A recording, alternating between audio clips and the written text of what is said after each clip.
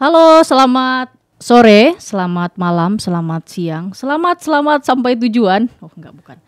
Halo teman-teman, sahabat podcastnya Gemawan atau salam kawan Gemawan. Kembali lagi nih dengan aku Anti di sini. Lama kita tidak bertemu, menyapa kawan-kawan Gemawan di podcast kita. Ini kita podcast ketiga gitu ya. Ada tamu spesial. Ini datangnya jauh banget. Ini harus melewati laut gitu kan. Kemudian lewat laut, udara, tanah, air, oh enggak gitu. Jadi ini tamu spesial kita datangnya jauh dari Jakarta gitu ya. Ada teman kita, sahabat kita, ya walaupun pada kenyataannya baru bertemu gitu. Kita sambut, inilah dia, Sahel. Halo. Betul nggak sih? Betul Kanti. Betul, ya? Halo Kanti. Halo. Salam kawan Gemawan tadi ya? Iya, betul. Ya, salam kawan Gemawan. Gitu kan. Ini jujur aja, baru pertama kali kita bertemu. Gitu ya. Terus langsung ya aku todong untuk ikut podcast dengan kita di channelnya bersama bertemu dengan kawan Gemawan gitu ya. Terima kasih sudah Sama-sama. bersedia. Terima kasih diundang. Iya, dengan senang hati akan mengundang gitu. Mungkin boleh perkenalan dulu nih gitu kan. Siapa Sahel? Aku tuh kadang suka kebalik-balik gitu. Suka salah-salah memanggil. Sahel, Rahel, Rachel kan. Suka kayak gitu. Jadi mungkin bisa dikenalkan dulu siapa, dari mana gitu kan. Tadi kan aku udah spill dikit tuh. Jauh gitu kan. Ke Pontianak gitu. Terus mau ngapain ke sini? Udah bosen di sana. Banyak pertanyaannya dan agak bahaya. Aduh. Oke, silakan. Ya, aku Sahel Muzamil dari Transparansi Internasional Indonesia. Sebenarnya kan kita udah kenalan Kak, sampai udah tahu zodiak aku Cancer. Siap. Jadi Cancer. aku kalau disuruh perkenalan lagi, apalagi yang harus aku buka ke Anti. Kawan Gemawan kan belum kenal gitu loh. Iya, itu baru lah, masih baru di Transparansi Internasional Indonesia, dan kesini mendampingi angkatan yang lebih senior. Oh, senior, oke. Bapak yang sebelum ini duduk di kursi saya nih. Di kursi yang sama. Iya, mendampingi beliau gitu. Ya. Terus mungkin boleh dikasih tahu dulu gitu ya, atau dikenalin lah sedikit Transparansi Internasional Indonesia itu sebenarnya apa gitu, dan ya ngapain gitu, di mana gitu. Ya, Transparansi Internasional Indonesia basisnya di Jakarta ya, kalau nggak salah berdiri tahun 2000-an. Ya, isunya kita adalah anti korupsi ya, mirip-mirip sama Gemawan lah ya.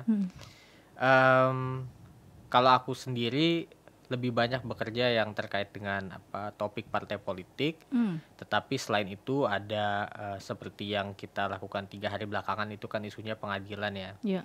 Ada pengadilan, ada juga terkait natural resource, sumber daya gitu ya, dan sebagainya gitu. Dan kita juga melakukan advokasi kebijakan, dan juga tentu campaign dan membagikan pengetahuan lah yang kita punya ke publik.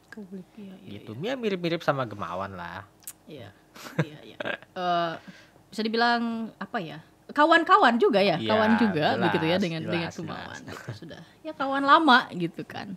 Karena Gemawan juga kan berdiri di era tahun-tahun 2019 ya 99 2000 gitu juga.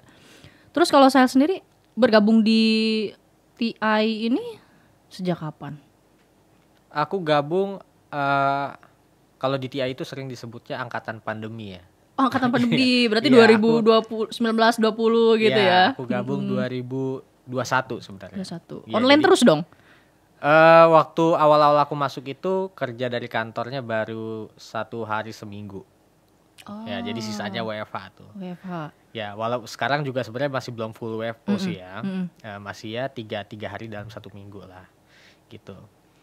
Jadi baru 2 tahun, masih banyak belajar tentunya gitu ya.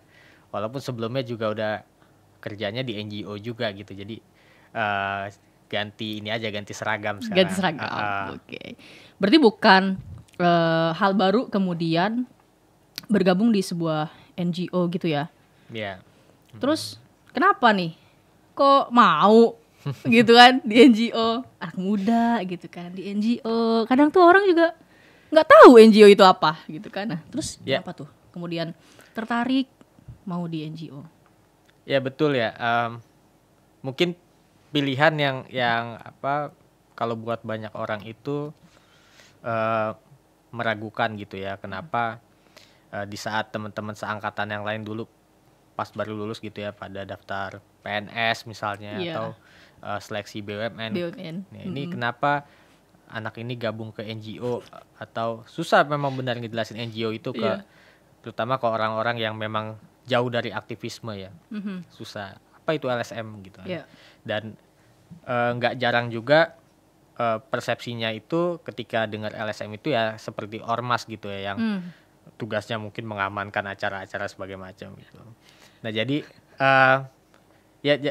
pertanyaannya valid gitu ya. Tapi kenapa secara pribadi aku memutuskan gabung ke NGO? Sebenarnya yang pertama nggak spesifik ke NGO, ke anti. Mhm. Jadi yang pertama itu aku cuma membayangkan aku nggak bisa nih kayaknya berkarir gitu ya di sektor yang sangat privat gitu ya. Aku nggak bisa membayangkan diriku misalnya jadi legal officer gitu ya di Iya. satu perusahaan gitu ya. Kayaknya nggak fit aja gitu sama apa minatku, passionku gitu. Jadi yang pertama itu belum spesifik ke NGO. Jadi pertama kali baru lulus itu aku coba magang di law firm yang core-nya itu human rights gitu. Ya. Nah, berapa bulan akhirnya nggak melanjutkan ke sana karena waktu itu juga lanjut studi. Jadi ini kalau kerja di law firm kayaknya nggak mungkin nih. Iya. Ya. Waktu. Ya untuk disambi sambil kuliah lagi tuh nggak mungkin. Jadi aku apa yang mungkin waktu itu adalah NGO yang membuka tangan, membuka pelukan ya. Waktu itu Dan akhirnya sampailah nyaman. iya waktu itu karena ya fleksibel lah ya kan salah satu yang ditawarkan sebagai benefit oleh NGO itu kan ya apa cara kerja yang lebih fleksibel gitu Iya, ya yang lebih setara gitu ya. Iya.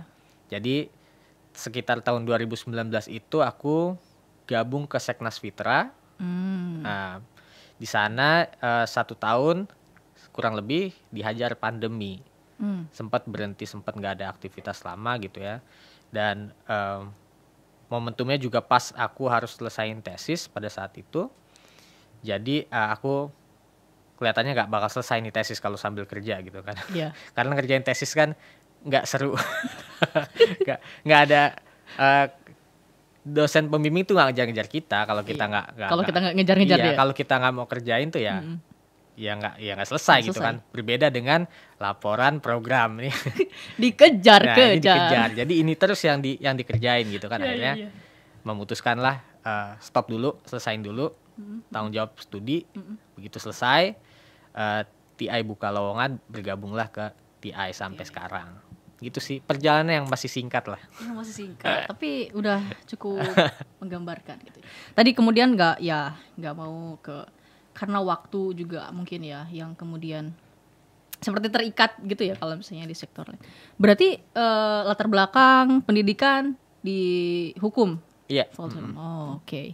Dan bergabung di TI itu selama ini merasa relate nggak dengan apa yang pendidikan sebelumnya dan apa yang dikerjakan di TI?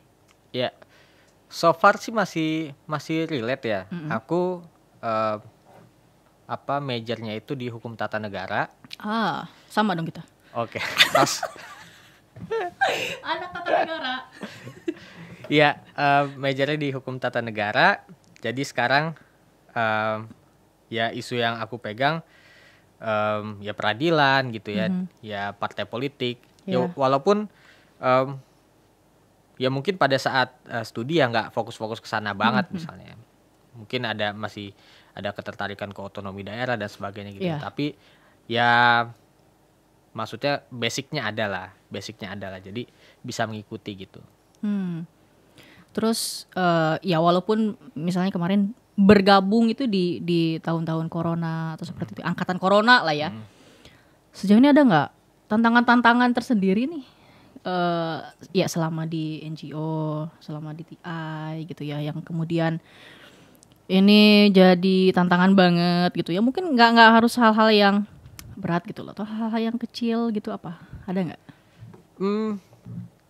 Tantangannya itu adalah sebenarnya lebih NGO itu kan ada satu sisi aktivisme, satu sisi kita ada kewajiban yang programatik gitu ya. Nah, ini yang agak menjengkelkan yang sama nih kayaknya. Sepertinya keluhan yang sama nih ya. Yang soal-soal administratif program itu ya, itu yang bikin agak ngantuk kerjanya, ya. Tapi kalau diskusi-diskusi FGD Wasser itu semangat gitu kan, topiknya gitu, ngedengerin dan sharing gitu ya. Itu mungkin satu hal yang belum terbiasa sih. Aku sih selalu mikirnya mungkin belum terbiasa aja. Mungkin nanti lama-lama terbiasa dengan yang hal-hal yang sifatnya program administratif mungkin lama-lama bisa mengatasi juga gitu. Tapi senang bertemu dengan orang-orang, karena pasti kan nggak hanya di Jakarta gitu kan. Seperti contohnya sekarang ada di Pontianak gitu. Iya, itu juga satu benefit yang aku rasa ditawarkan NGO ya. Jadi ide itu kan harus disebarkan sebenarnya. Ya, kalau kita selalu bicara Indonesia luas itu dan kita selalu kalau tinggal di ibu kota ya, kita sering sebut nih kita sebenarnya bias Jakarta nggak sih?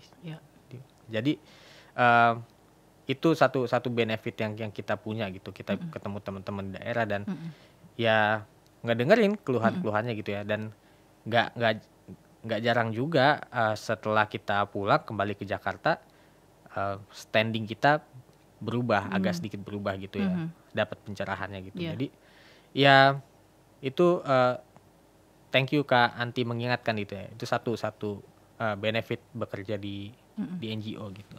Iya, apalagi di Jakarta gitu. Terus ada benefit lain Kak? Ketemu jodoh misalnya gitu. Keliling Indonesia gitu kan, masa udah dikasih kesempatan nih gitu. Ya kalau itu sih karena belum terbukti ya. Belum terbukti. Kalau ini ke daerah udah ya kan. Ya. Terus apalagi tadi kerja fleksibel udah kelihatan udah kebukti ini gitu butuh ya. pembuktian ya. Iya makanya nih. Berjalannya waktu nih. Nah mungkin ya nanti di tahun-tahun berikutnya akan bisa dijawab pertanyaan itu. Nanti diundang lagi ke sini nih. Boleh. Untuk menjawab pertanyaan itu. Boleh. Atau mungkin dari teman-teman Gemawan yang memberikan jawabannya kan bisa juga. Oke. Bisa. Ya, mari kita keliling. Ya, apa hal-hal yang ya itu tadi yang mungkin yang seru. Ini kan anak-anak muda gitu. Pernah nggak gitu misalnya dalam perjalanannya menemukan hal-hal yang itu sebelumnya nggak pernah terpikir nih akan melakukan hal ini gitu, dan saat di NGO kemudian menemukan itu gitu.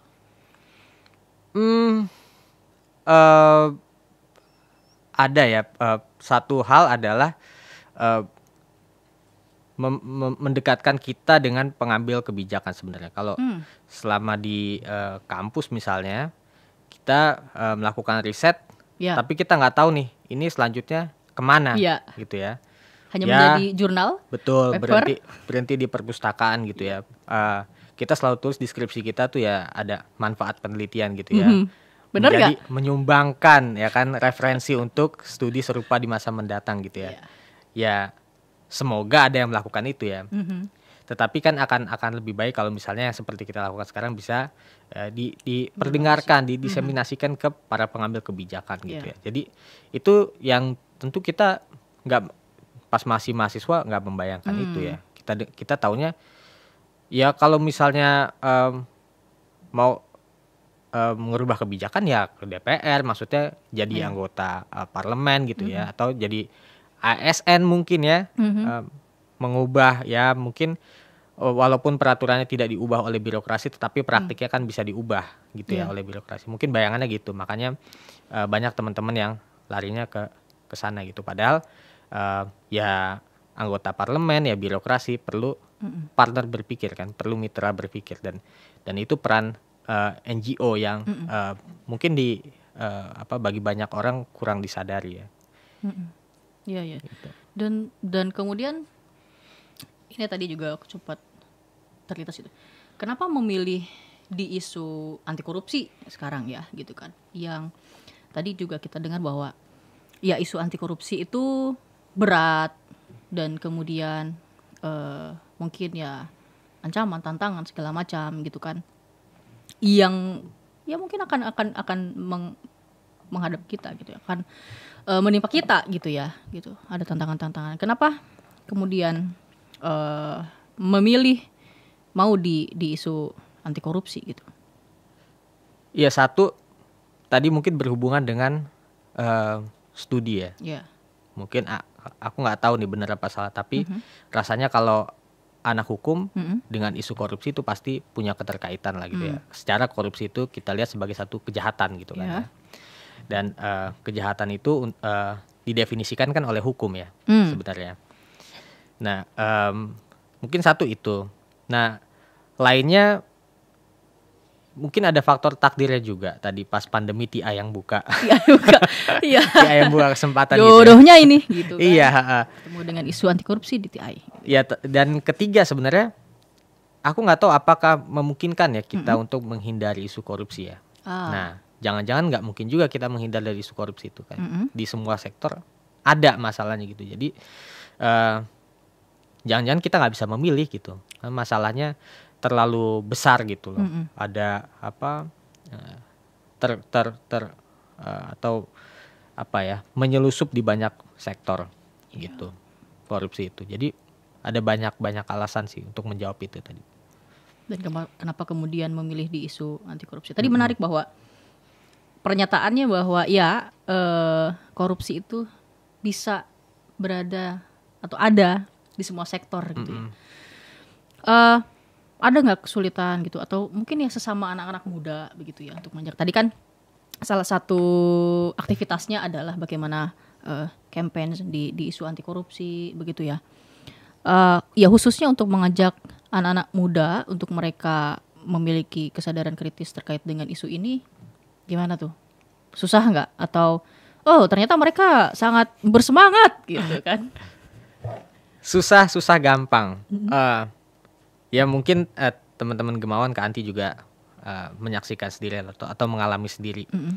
Ya susah, tapi sebenarnya kita menyaksikan beberapa fenomena terakhir, misalnya kenapa muncul istilah no viral no justice gitu ya.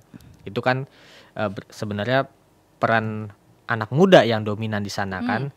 Pengguna media sosial paling besar kan pasti anak muda gitu ya. Jadi mereka peduli dengan isu-isu penting itu gitu ya. Nah tinggal gimana kita menyajikannya secara menarik aja sih menurutku. Nah tantangannya di situ. Jadi ya kita yang bertransformasi gitu. Tadi kalau kita dengerin pembicaraan Mas Danang tadi sama Bang Wawan ya. Mereka bilang gaya protes mereka dulu gitu ya, poster-poster yang mereka buat gitu ya.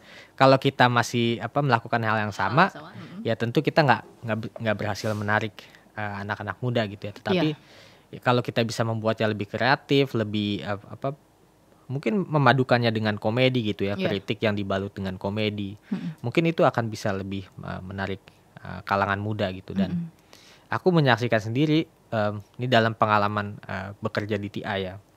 Kita bikin kegiatan kan NGO itu sering FGD atau meeting-meeting itu misal di hotel gitu ya. Nah, itu jauh dari anak muda tuh. Ya.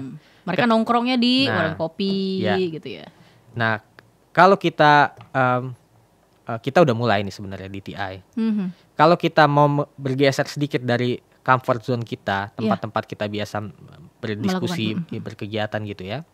Nah itu akan menarik audiens baru itu anak muda tadi. Kalau di ya mereka yang nongkrong gitu ya. Iya. Kita pernah lakukan di M Block di Jakarta Selatan, kita Iya. coba gitu ya, kita bikin kegiatan isunya serius tentang sextortion. Iya. Iya.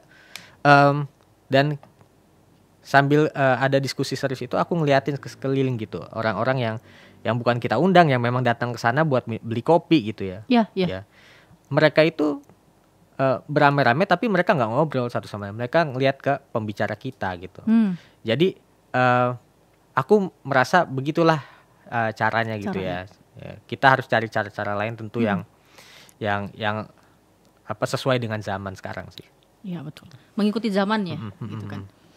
Jadi ya menarik ketika misalnya mungkin kita nggak mengundang mereka secara langsung, tetapi kita datang langsung nih di mana mereka berada, sumbernya atau apa yang mereka kemudian gunakan, sukai gitu ya. Ya itu sangat-sangat menarik begitu. Padahal ya isunya cukup serius gitu ya. Itu salah satu cara yang menarik banget gitu untuk dilakukan gitu ya. Mungkin diadaptasi oleh teman-teman dan mungkin Gemawan juga gitu kan ke depannya. Terus tadi kalau ya selama ini gitu ya. Tadi kan kita selama 3 hari ini nih ngomongin soal peradilan gitu ya. Seperti apa peradilan berintegritas kayak gitu. Terus ada satu volunteer kita gitu ya yang kemudian bertanya, ini nih sebenarnya apa sih Kak gitu kan. Nah mungkin bisa nggak dijelaskan sedikit gitu ya soal tadi apa yang kemudian kita lakukan dan manfaatnya itu apa sih sebenarnya untuk publik gitu. Karena mungkin mereka tidak merasakan langsung gitu ya dampaknya, padahal itu sangat berdampak begitu kan. Ya, jadi aku flashback dikit ke zaman mahasiswa ya. Aku ke perpustakaan, aku lihat ada satu buku sangat tebal gitu ya, ditulis oleh Sebastian Pompe, judulnya Runtuhnya Institusi Mahkamah Agung gitu ya. Familiar ya dengan judul itu ya. Itu buku sangat populer gitu kalau di kalangan anak-anak hukum. Jadi buku itu menceritakan kan gimana pengadilan dari zaman ke zaman sebenarnya. Dari Orde Lama disebut pengadilan itu ya bagian atau alat untuk ya mewujudkan revolusi juga. Tuh. Pemikirannya Soekarno khas pada saat itu. Kemudian pada Orde Baru ya pengadilan masih di bawah Departemen Kehakiman kan pada saat itu. Jadi satu kaki dia disebut independen tapi sebenarnya kaki yang lain ada di eksekutif nyangkut itu ya. Jadi nggak pernah, kita belum pernah punya pengalaman dengan pengadilan yang bebas independen pada dua orde sebelumnya gitu ya. Nah sekarang era yang baru, era reformasi ya, pengadilan sekarang kenal yang namanya sistem peradilan satu atap. Jadi semua urusan itu tidak ada lagi nyangkut di eksekutif gitu ya, sepenuhnya di yudikatif sendiri gitu ya. Tetapi apakah pengadilan sekarang lebih berkualitas daripada pengadilan di masa lalu? Nah, itu kalau kita ngelihat dari fenomena dari kasus beberapa tahun terakhir saja, kayaknya sekali lagi Mahkamah Agung runtuh lagi nih gitu. Untuk kesekian kalinya Mahkamah Agung kembali runtuh gitu ya. Tahun 2021 mungkin 2022 untuk pertama kalinya Hakim Agung ditangkap KPK karena korupsi gitu ya. Pertama Sudrajat Dimyati, kedua Ghazal Basaleh gitu ya. Jadi dan satu nama yang seperti kamus besar korupsi peradilan tuh, sekretarisnya Mahkamah Agung tuh namanya ada di mana-mana tuh. Ya, jadi semacam godfather-nya mafia peradilan. Nah, itu yang kita saksikan gitu ya. Jadi selama bertahun-tahun peradilan kita rupanya nggak beres-beres nih, lepas dari berbagai rezim politik gitu ya. Nah, kita tahu bahwa salah satu prasyarat negara hukum kan adalah pilarnya peradilan ya, gitu ya, peradilan yang bebas. Bebas itu bukan cuma dia nggak ada intervensi politik terhadap pengadilan gitu ya, tetapi juga dia sendiri bisa menjaga integritasnya kan dari pengaruh uang gitu dan sebagainya. Nah kita concernnya di situ, kita lakukan juga survei terhadap publik ya, bagaimana persepsi publik melihat pengadilan. Jadi walaupun tadi publik mungkin kita anggap apatis gitu ya, banyak yang sama isu korupsi, udahlah itu memang udah takdir kita hidup bersama korupsi, kita berdampingan dengan korupsi. Atau itu urusan orang tua lah gitu kan? Iya, itu urusan orang tua lah. Nyatanya enggak, mereka juga sebenarnya aware juga gitu. Jadi persepsi bahwa pengadilan itu ada masalah itu juga ditangkap sama publik. Ya, yang ya mungkin kesehariannya jadi kurir, antar-antar makan dan sebagainya, tapi tetap dia ngikutin juga. Paling enggak dia bacalah headline berita yang di Instagram gitu ya, di Twitter. Atau lihat di TikToknya. Jadi pengadilan itu memang pada faktanya masih bermasalah, dan secara persepsi orang juga masih melihatnya sebagai masalah, bagian dari masalah besar korupsi gitu ya. Nah, jadi kenapa kita ya beberapa tahun terakhir sebenarnya dari awal TI berdiri itu pengadilan itu jadi salah satu isu utama ya. Tapi kenapa kita sekarang makin semangat lagi ya karena itu gitu. Dan kemudian ada fenomena-fenomena akhir-akhir ini yang melibatkan juga dari unsur peradilan begitu ya. Iya. Terus satu hal tadi kan kita ngomongin bahwa ya bagaimana kemudian menarik perhatian anak-anak muda gitu ya, khususnya ya walaupun ternyata memang cukup besar begitu ya perhatian anak muda, karena kalau tidak salah ada survei juga yang menyebutkan bahwa salah satu isu selain isu lingkungan yang kemudian menarik perhatian anak muda itu isu anti korupsi begitu ya. Itu hal-hal yang menarik. Nah, kalau misalnya nih sebagai anak muda nih kan gitu, merasa terbebani nggak? Harus nih anak muda yang kemudian sekarang harus melanjutkan gitu kan, orang anak muda. Ayo, gimana ini? Kalau aku sih pribadi enggak sih, nggak ngerasa terbebani, jujur ya. Jadi setiap generasi itu ada tantangannya gitu ya. Mungkin aku nggak tahu nih, apakah aku akan lebih terbebani dengan pertanyaan itu atau kalau misalnya aku lahir lebih awal, aku ditanya berani nggak menumbangkan Soeharto misalnya. Jangan-jangan pertanyaan itu lebih membebani aku. Iya, kalau aku lahir lebih awal gitu ya. Jadi menurut aku memang itu tantangan kita gitu ya. Jadi nggak ada yang harus dilihat sebagai beban gitu ya. Atau pertanyaan lain, kalau aku lahir terlambat gitu ya, lebih muda lagi gitu ya, berani nggak menghadapi bumi yang lebih krisis nanti gitu ya, krisis lingkungan yang lebih parah dari sekarang. Mungkin aku akan lebih terbebani dengan pertanyaan itu. Jadi menurutku itu tantangan zamanku soal korupsi ini gitu ya, di Indonesia ya. Hadapi aja dengan senyuman. Jangan terlalu overthinking gitu ya. Iya. Terbawa mimpi gitu ya. Dan kalau cukup beruntung hadapi dengan senyuman dan ada bahu untuk menyandar, itu bisa. Mau cari bahu dulu. Kan juga bisa meringankan pekerjaan tadi yang terkesan serius tadi. Betul. Jadi ya betul juga. Jangan terlalu menjadi beban lah gitu. Walaupun ya mungkin adalah terpikir-pikir begitu ya. Sedikit-sedikitnya itu menjadi seni di dalam kehidupan gitu. Mantap. Kayaknya kita menyaingi ini. Ya.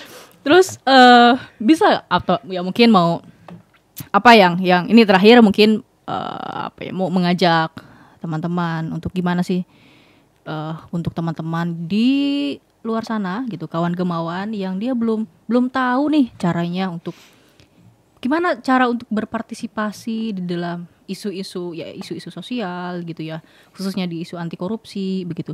Apa hal-hal yang mungkin sederhana yang bisa mereka lakukan gitu? Iya. Kalau kemarin itu aku sharing tentang keterlibatan kita semua dalam pemantauan hakim ya. Gitu ya, karena kita berharap nih kalau misalnya eksekutif legislatif udah rusak ya yudikatifnya jangan dong gitu ya. Dan yudikatif itu ya gerbang terakhir pencari keadilan kan sebenarnya. Jadi kemarin aku sharing soal itu, apa yang bisa kita lakukan. Sekarang ada pembukaan seleksi calon hakim agung gitu ya. Nah kita bisa mulai dari situ tuh. Dan kita bukannya gak diminta gitu ya. Kita bukannya orang yang sok asik gitu dan tiba-tiba nimbrung ke pemantauan calon hakim. Enggak, memang Komisi Yudisial minta kita untuk terlibat kok, minta masyarakat untuk terlibat. Ikut dibuka hakim. Gitu ya. Ditulis dan ditandatangani oleh ketua KY itu. Ke alamat email apa kita bisa kirimkan hasil pemantauan kita, kita bisa lakukan itu. Itu satu hal gitu ya yang relevan dengan topik kita dalam 3 hari terakhir ini. Tapi yang lain apa yang bisa kita lakukan dalam agenda anti korupsi secara umum gitu ya, dimanapun kita berada gitu ya. Simpel aja, kalau misalnya kita seniman, masukkan dalam karya seni kita value tentang anti korupsi ya. Kalau misalnya kita birokrasi, jadilah birokrasi yang jujur gitu ya. Kalau misalnya menemukan sesuatu yang sifatnya maladministratif di institusi kalian ya, gunakanlah sistem whistleblower itu. Ya. Jadi karena tadi isu korupsi itu isu yang terlalu besar, ada di mana-mana, nggak mungkin deh kita nggak punya peran. Kita pasti punya peran. Kalau kita masih mahasiswa, ya mulailah dengan tidak titip absen gitu ya. Mulailah dengan tidak memasukkan struk. Kalau biasanya buat bikin event kan ada dana usaha, laporan-laporan itu ya. Laporan-laporan gitu ya, LPG-an. Belajarlah untuk buat itu secara jujur. Jadi ya semua pekerjaan adalah gitu ya, pengacara dan sebagainya gitu ya. Jadi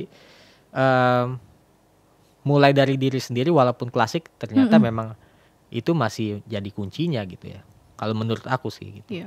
Mulai dari diri sendiri, mulai dari apa yang bisa kita lakukan, apa yang kita punya, jadi dimulai aja begitu ya. Jangan dijadikan beban tadi. Pesannya begitu. Nah, ya banyak ya yang kemudian bisa kita lakukan. Tadi menarik bahwa ya korupsi itu berada dimanapun begitu kan. Jadi ya secara sadar ataupun tidak sadar bahwa kita juga mungkin menjadi korbannya, begitu kan, menjadi korban dari praktik korupsi. Jadi tadi menarik banget bahwa apa yang bisa kita lakukan, apa yang kita punya, mulailah dari situ. Dan tadi contohnya bila seniman, masuklah dari karyanya gitu ya. Kan banyak tuh nyanyi lagu-lagu yang nuansa atau temanya begitu ya. Dan itu sepertinya menarik juga untuk juga menarik audiens lainnya gitu ya, peminat lainnya. Jadi ya pada akhirnya ternyata sudah berapa menit kita ini. Dan ya tadi malah mintanya 15 menit atau 5 menit bahkan gitu ya, baru duduk udah keluar lagi. So terima kasih banyak udah mau ngobrol, berbagi begitu ya, walaupun ya tadi topiknya agak berat, tapi ya itu jangan dijadikan beban, itu sangat menempel sekali di dalam pikiran saya gitu kan. Dan mungkin nanti akan menempel di hati kawan Gemawan. Gitu. Amin. Jadi terima kasih banyak. Semoga sama-sama. Nanti kita bisa bertemu kembali di lain kesempatan, atau mungkin nanti kami teman-teman Gemawan yang berkunjung ke sana, atau mungkin nanti duduk lagi di sini dengan pertanyaan yang tadi PR itu ya. Ada satu PR pertanyaan. Jadi ya tadi adalah pesan yang disampaikan gitu ya. Mulailah dari diri kita sendiri. Apapun yang kita punya, apapun yang bisa kita lakukan, mari kita lakukan untuk sama-sama berjuang di isu anti korupsi, berjuang di isu sosial lainnya. Dan terima kasih kepada kawan Gemawan. Terus saksikan dan terus juga nanti podcast-podcast kita berikutnya tetap di channelnya Gemawan tentu. Dan selamat sore, terima kasih. Ini teman saya HTN juga ternyata. Thank you.